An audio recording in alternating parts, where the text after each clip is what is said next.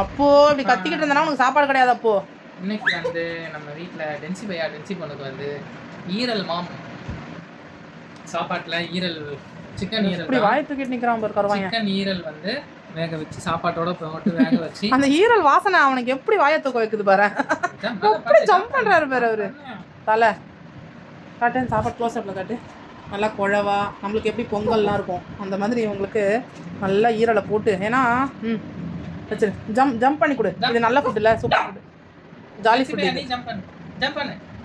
அவங்க happy food இது. அவன் மட்டும் ஜம்ப் பண்ணல, நான் மட்டும் ஏன்டா தகப்பா பண்ணணும். ஓகே, நீங்களும் இந்த மாதிரி டெய்லி வந்து நான்வெஜ் கொடுக்காதீங்க அவங்களுக்கு. வாரத்தில் வந்து 2 நாள் மட்டும் பிளான் பண்ணி கரெக்டாக கொடுங்க.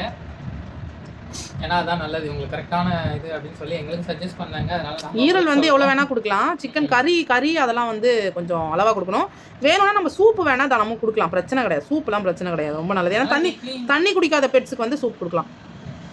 ஓகே, பாய்.